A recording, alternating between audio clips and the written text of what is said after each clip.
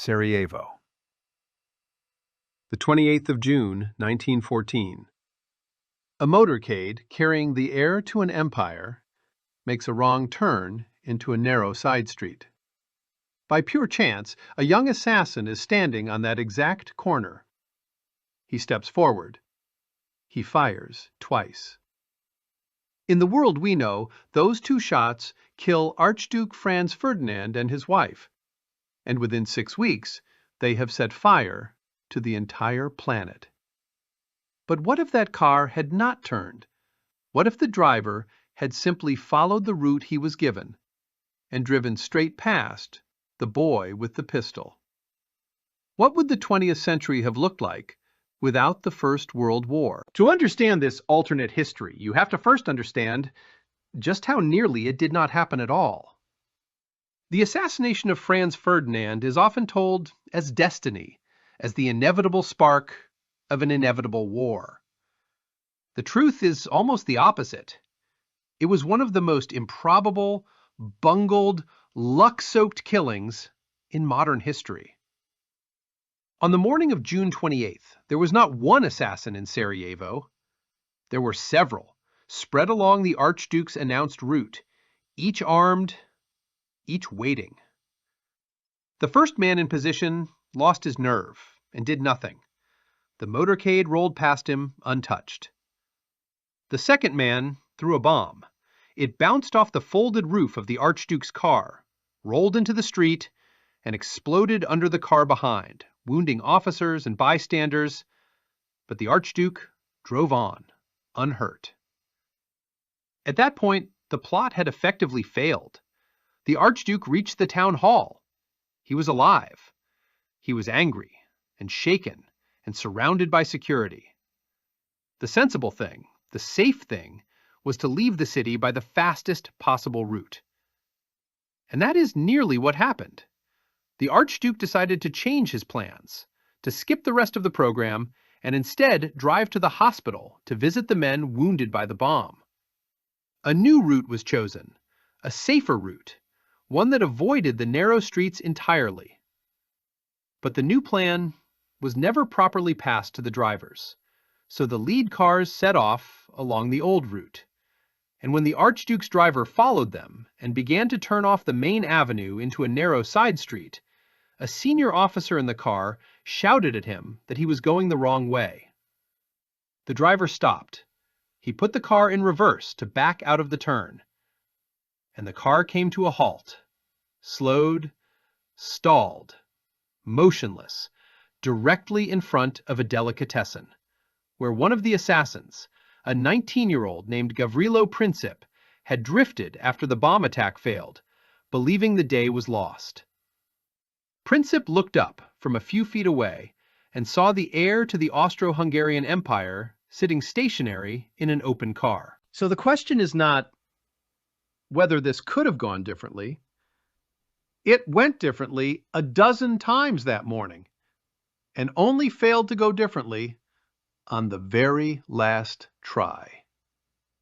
One correct message to one driver. One turn not taken. That is all that stood between the world we know and the world we are about to imagine. In the real world, the war began because one car stalled in front of one armed man. In our alternate timeline, we change one small thing, and then we follow it with brutal honesty. The change is the simplest one possible.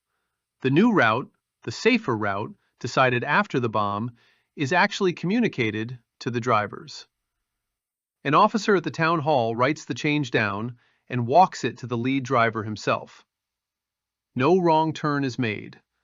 The motorcade stays on the broad main avenue, moving fast, and drives straight past the delicatessen, where Gavrilo Princip is standing. Princip sees the cars go by, at speed, 30 feet away, behind a screen of moving crowd. He does not fire. There is no shot. The Archduke and his wife reach the edge of the city, transfer to a train, and leave Sarajevo alive. Now, this is the crucial part, and it is where lazy alternate history goes wrong. A failed assassination does not mean a peaceful Europe. It does not even mean a calm summer. The Balkans in 1914 are still a tangle of fear and ambition. Austria-Hungary still distrusts Serbia. Serbia still dreams of uniting the South Slavs. Russia still stands behind Serbia. Germany still stands behind Austria. France still stands behind Russia. The Great Alliance system, the arms race, the rigid mobilization timetables, the deep mutual suspicion, all of that still exists on the morning of June 29th. So we have to be honest. In this timeline, Europe is not saved. Europe is still a room full of gunpowder. What changes is the spark. In our timeline, the spark was perfect. A royal heir murdered by a Serbian-linked plot. A provocation so direct, so humiliating, that it handed the war party in Vienna exactly the excuse they had been waiting for. A failed assassination does not hand them that. Austria-Hungary is still angry. Vienna still complains, still threatens, still makes demands of Serbia. But there is no funeral. There is no martyred archduke. There is no corpse to wave at the public. The crisis is real, but it is a diplomatic crisis, a summer of angry notes, not a continent reaching for its rifles. And here is the consequence that matters most. Franz Ferdinand is still alive. Because the heir to the Austro-Hungarian throne in our timeline was not a man who wanted this war. Franz Ferdinand was difficult and arrogant and not widely loved, but he was on the central question, consistently and stubbornly, a voice for caution. He distrusted the generals who wanted a war with Serbia. He thought a war with Russia could destroy the empire entirely. That is the divergence. Not peace, not harmony, just a Europe that this time has to find its way to war without the one perfect spark, and with one stubborn, cautious man still standing next to the throne. To understand what was avoided, you have to understand what the First World War actually was. We say the words so easily now, the First World War, that the scale of it can slide past us. So let us be precise. Between 1914 and 1918, roughly 17 million people died. Some estimates run higher. Around 9 to 10 million of them were soldiers. The rest were civilians, killed by violence, by hunger, by disease loosed in the wreckage of war. On a single day, the first day of the Battle of the Somme, in July 1916, the British Army suffered nearly 60,000 casualties. In one day, almost 20,000 of them dead. For a gain, in places, of a few hundred yards of churned mud. The war introduced the world to industrial killing. Machine guns that could cut down 100 men a minute. Artillery that turned whole landscapes into cratered moonscapes where nothing grew. Poison gas drifting low across the trenches. An entire generation of young men in France, in Germany, in Britain, in Russia, in the empires that fed troops into the grinder, thinned, scarred, in places very nearly erased. In our alternate timeline, the summer of 1914 does not become that. The July crisis still happens. There are still angry weeks, Austrian demands, Serbian replies, Russian warnings, German bluster. The diplomats still sweat through a tense and frightening summer. But without the assassination, without the murdered heir, the crisis has no detonator. It is a quarrel, not a catastrophe. By September, in this timeline, the temperature is falling.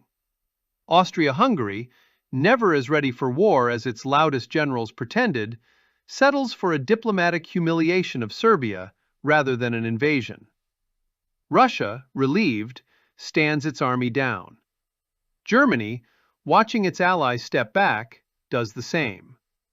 The mobilization timetables, those terrifying clockwork schedules that, in our timeline, drag the powers into war almost faster than men could think, are never started. And so the young men, who in our timeline died in their millions in the mud of France and the forests of the East, in this timeline, in the autumn of 1914, are simply at home. A schoolteacher in a village in Normandy, a clerk in Munich, a farmer's son outside Moscow, a poet in an English town who in our world would have written a handful of immortal poems about the trenches and then died in them. In this timeline, he lives. He grows old. He writes other poems, lesser ones perhaps, and is remembered, if at all, only as an ordinary man. It is worth sitting with that. The single deadliest event the world had ever seen up to that point, and in this timeline, almost no one alive ever knows how close it came. Here is the difficult part of this episode. The First World War was a catastrophe. It was also, by brutal force, one of the great clearing events of modern history. It did not only kill, it demolished. To imagine the world without it, you have to be honest about what it tore down. In the summer of 1914, 4 great empires dominated the heart of the world. The German Empire, the Austro-Hungarian Empire, sprawling across Central Europe, the Russian Empire of the Tsars, vast beyond imagining, and the Ottoman Empire, still ruling from the Balkans across the Middle East. 4 years later, all 4 were gone. The war destroyed them. The German monarchy fell in revolution in 1918. The Austro-Hungarian Empire shattered into a scatter of new nations. The Ottoman Empire collapsed, and its Middle Eastern lands were carved up by Britain and France. And the Russian Empire? The Russian Empire did not merely fall, it was consumed by revolution. Hold on to that last one, because it is the heaviest. In our timeline, the strain of the war broke the Russian state. Catastrophic defeats, millions of casualties, cities starving while the front devoured everything. That pressure cracked the monarchy in early 1917, and then, in the autumn, cracked the country open again. The Bolsheviks seized power. What followed was a Russian civil war, then the creation of the Soviet Union, then decades of consequences that shaped the entire 20th century. And at least some of the worst of them, the famines, the terror, cost lives on a scale that rivals the war itself. In the alternate timeline, none of that happens in 1917. Without the war, there is no catastrophic military collapse to break the Russian state. The Tsarist Empire in this timeline is not healthy. It is corrupt, rigid, straining under deep pressures. But it is not suddenly shattered. The Bolshevik seizure of power in October 1917 simply does not occur. There is no spark of total war to give a small, determined revolutionary party its one opening. We should be careful here. This does not mean Russia stays peaceful forever. The Russian Empire of 1914 was sitting on enormous tensions. A vast, poor peasantry, a frustrated middle class, a brittle autocracy. Some kind of upheaval? some kind of revolution or reform was probably coming. But it would be a different upheaval, slower, less total, and not necessarily one that ends with that specific party in absolute control. And the same logic runs through all four empires. Austria-Hungary in this timeline does not shatter in 1918. It survives, aging, quarrelsome, straining at its many seams, but intact. The German monarchy is not overthrown. The Ottoman Empire is not partitioned by victorious foreign armies.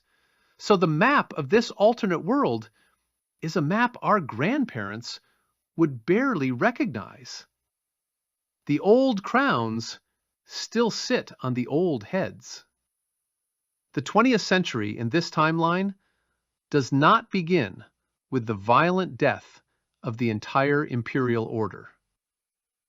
It begins with that order still standing, and now having to find some other way in some other decade to either reform or to fall.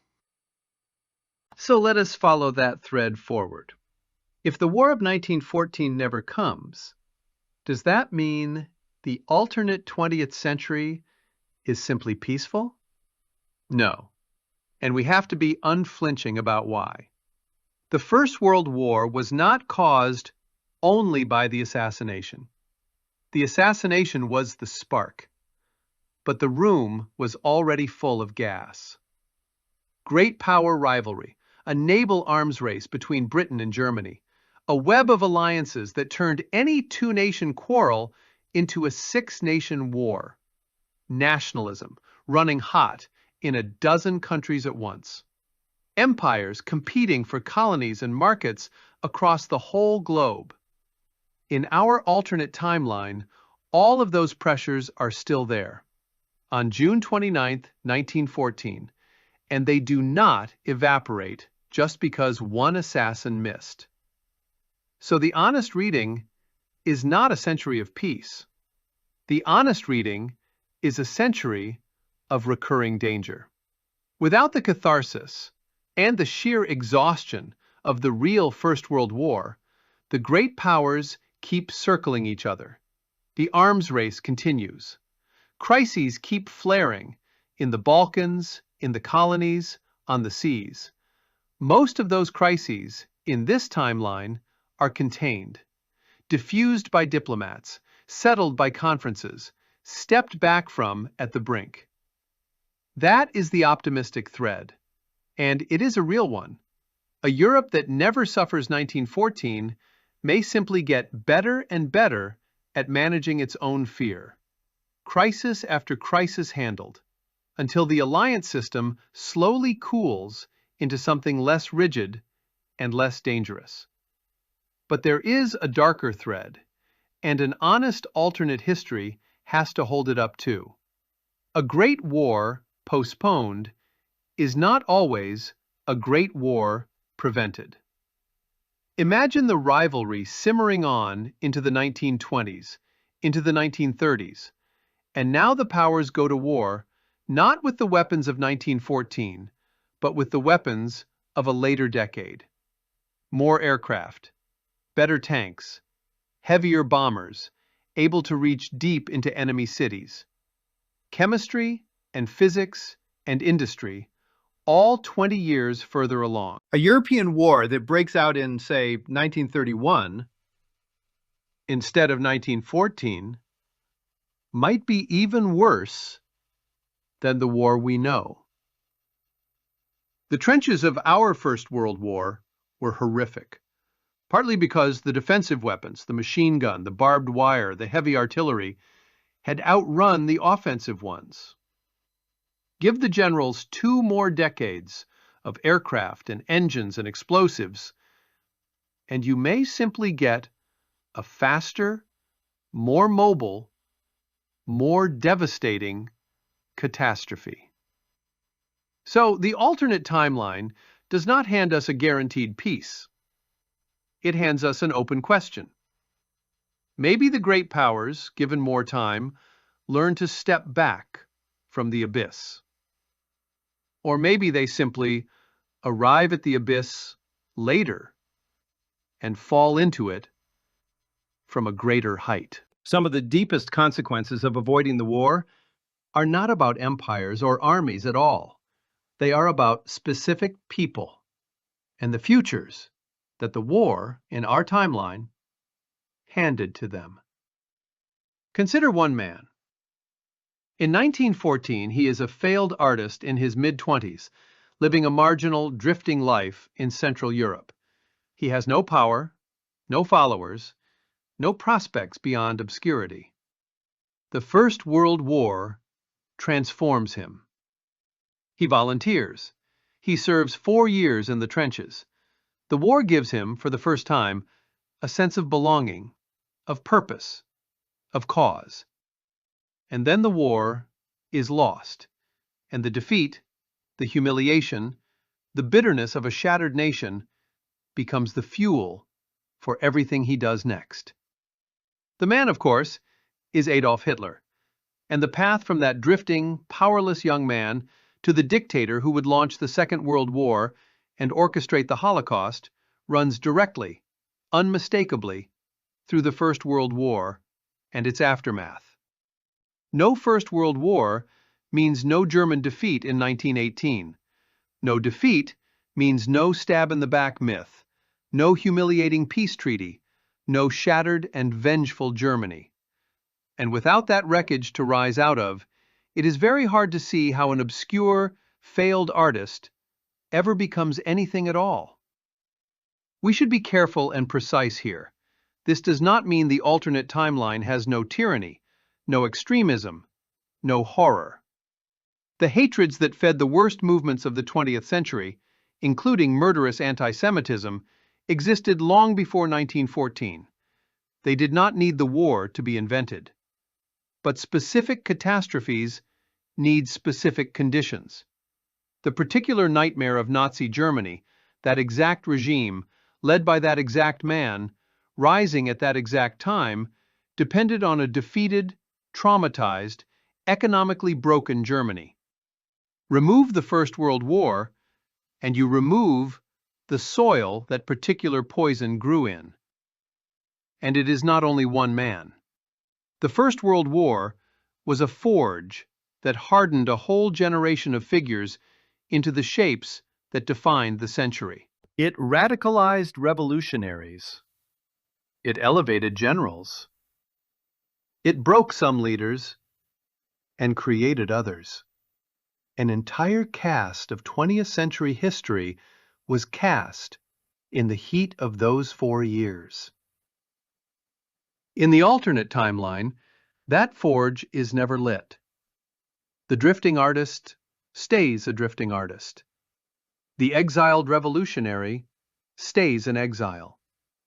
The obscure officer stays obscure.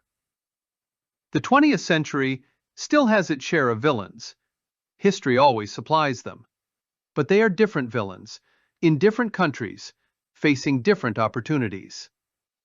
The specific monsters our timeline produced are, in this one, simply men who never got their war. Now we have to widen the lens.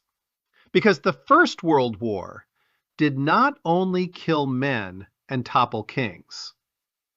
It redrew the map of the entire world. And it drew into that map the borders of conflicts we are still living inside today. Start with the Middle East. When the Ottoman Empire collapsed at the end of the war, its vast Middle Eastern territories were carved up by the victorious powers, above all, Britain and France.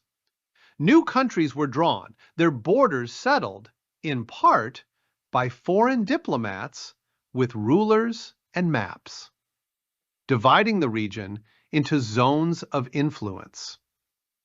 Many of the borders, and many of the bitter, unresolved disputes of the modern Middle East trace directly to that wartime carve-up and the promises, often contradictory promises, made by the great powers during the war. In the alternate timeline, there is no such carve-up. The Ottoman Empire is not defeated and dismembered by foreign armies in 1918.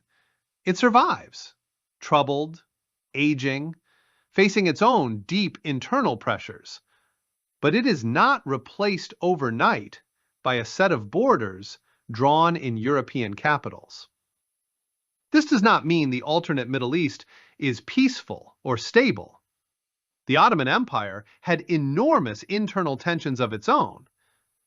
But the specific modern map, those specific lines, those specific grievances born of that specific wartime partition simply does not exist. The region's future runs down an entirely different channel. Now turn to something even larger. The First World War did not stay in Europe and the Middle East. It was a world war in the fullest sense. Soldiers and laborers were drawn into it from across the colonial empires, from India, from Africa, from across the British and French possessions. Men from colonized lands fought and died in Europe's war, and many of them came home changed. They had seen the European powers bleed. They had been promised, in exchange for their service, greater rights, greater self-rule, promises that were, very often, not kept. The war fed the great anti-colonial movements of the 20th century. It cracked, just a little, the myth of European invincibility. In the alternate timeline, that crack does not open in 1918. The colonial empires are not exhausted by 4 years of total war. They emerged from the 1910s not weakened, but intact, confident, unbled, still seemingly unshakable. So the long struggle for decolonization, in this timeline, very likely comes later. The empires hold on longer. The movements for independence face a Europe that has not been humbled, not been drained, not yet shown the limits of its own strength. There is one consequence of avoiding the First World War that is stranger and more troubling than all the others. It has to do with what the war taught. The First World War was so horrific, so vast, so obviously catastrophic, that it changed how humanity thought about war itself. Before 1914, a great many people in Europe still half believed that war was glorious, that it was noble, cleansing, a test of national character, a thing that brave young men marched off to with flowers in their rifle barrels and songs on their lips. The trenches killed that idea. 4 years of mud and gas and machine guns burned the romance of war out of an entire civilization. The poetry that came out of that war was not heroic. It was furious and grieving and disillusioned. The phrase, "the lost generation," entered the language, and out of that disillusion came something important. The First World War gave the world its first serious, organized attempt to abolish war as an institution. The League of Nations. The whole idea that the nations of the world might build machinery to prevent the next catastrophe. It failed. Tragically, it failed. But the idea did not die. It was rebuilt after the next war as the United Nations. The horror of 1914 to 1918 taught the 20th century a lesson written in blood, that industrial war between great powers is a catastrophe beyond anything the human imagination had prepared for. Now think hard about the alternate timeline. In the world where the war never comes, that lesson is never taught. And here is the danger. A Europe that in 1914 stepped back from the brink, that resolved the July crisis with notes and conferences, is a Europe that still believes, deep down, that a great power war is survivable. Glorious, even. A thing that can be won. The romance of war is not burned out of the alternate civilization. The generals still dream of swift, decisive campaigns. The publics still half believe in the parade and the flag and the short, victorious war. So when the next great crisis comes, and we have already said the pressures are all still there, this alternate world meets it without the terrible education our timeline received. It has not seen the Somme. It does not know in its bones what industrial war actually does. It may walk into the abyss our timeline only barely survived, and walk into it cheering, the way the men of 1914 once cheered on their way to the trenches. Let us follow the alternate timeline all the way down. Past the 1910s, past the 1930s, into the deep modern consequences. Start with the most uncomfortable one, the Second World War and the bomb. In our timeline, the line from the First World War to the Second is short and direct. The First World War broke Germany. The broken Germany produced the Nazi regime. The Nazi regime launched the Second World War. And the Second World War is the conflict that drove the crash program, which produced nuclear weapons. So here is a hard and strange thought. In the alternate timeline, with no First World War, and therefore, very likely, no Second World War in the form we know, the development of the atomic bomb is delayed. The physics, of course, is still discovered. The science of the atom does not depend on any war. But the bomb was not just physics. It was an enormous, desperate, nation-spanning industrial effort, funded on a colossal scale precisely because a total war made it seem worth any price. Without that pressure, nuclear weapons very probably still arrive, but later, and into a different world. And that cuts both ways. Perhaps a world that meets the bomb without the warning of Hiroshima and Nagasaki is more reckless with it. Or perhaps a world that develops it slowly, in peacetime, handles it with more care than the panicked rush of our own history. Now turn to something quieter, the shape of the whole century. Our 20th century has a very particular structure: a catastrophic war, an uneasy peace, a second, even more catastrophic war, then a long Cold War between two superpowers, the United States and the Soviet Union, each armed to the point of being able to end the world. Almost every piece of that structure depends on the First World War.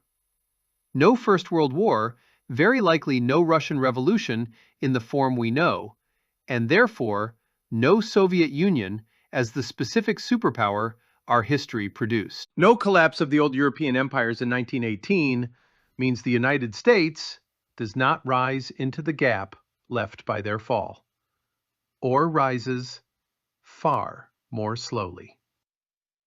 The alternate 20th century, in other words, is not just our century with the wars removed. It is a fundamentally different century, a world that may still be dominated deep into the 1900s by a balance of European empires rather than by two non-European superpowers. A multipolar world. Several great powers, not two, each watching the others, each armed, each proud. And we cannot tell you whether that world is safer or more dangerous. A multipolar world has no single terrifying standoff, but it also has no simple, stable balance. More players can mean more stability, as power checks power. Or it can mean more ways for a crisis to slip out of everyone's control. What we can say is that the entire architecture of the world we actually live in, the superpowers, the Cold War, the United Nations, the borders, the alliances, nearly all of it was poured, still molten, into the mold of the First World War. Take away the war, and you do not get a familiar world minus its tragedies. You get a world we would struggle even to recognize. Some changes ripple farther than borders and battles. They reach into how a whole civilization understands its own century. The First World War left a permanent mark on the modern mind. It is the great hinge of the 20th century, the event that historians use to divide the world before from the world after. Before the war, a long, confident European peace, an age of progress that believed in its own forward motion. After the war, a darker, more anxious, more disillusioned age, an age that had learned that progress is not promised. That disillusion became one of the foundations of modern culture. The art, the literature, the philosophy of the century that followed was shaped again and again by the trauma of 1914 to 1918. A whole modern sensibility, skeptical, ironic, suspicious of grand promises and grand leaders, was born, in large part, in the mud of that war. In the alternate timeline, that sensibility does not form in the same way. An alternate civilization that sailed on past 1914 without the trenches may carry deep into its century the confidence of the age that came before, the belief in steady progress, in the upward climb, in a tomorrow reliably better than today. It is a more hopeful civilization, in a sense. It is also a more naive one, a civilization that has not yet been taught how badly and how fast things can break. And there is one more thread, the hardest one of all to weigh. The First World War killed something close to 17 million people, soldiers and civilians. An entire generation of young men thinned across a continent. Somewhere inside that toll were the scientists, the artists, the leaders, the ordinary good neighbors that the world never got to have. In the alternate timeline, those people live. All of them. Every young man who in our world died at the Somme or at Verdun or in the forests of the East, in this timeline, grows old. The lost generation is not lost. It marries and works and grows gray and adds whatever it was going to add to the world. And yet, this is the uncomfortable heart of the whole episode. The timeline that saves all of those lives is not, obviously, the safer timeline. It is a world with the old empires still standing, the old rivalries still circling, the old romance of war still unkilled. A world that may simply be walking more slowly and more cheerfully toward a catastrophe of its own. Both of those worlds are real possibilities. Both of them are honest readings of how history works. And both of them turn, in the end, on whether one message reached one driver, on whether a car, one summer morning in 1914, made a wrong turn into a narrow Sarajevo street.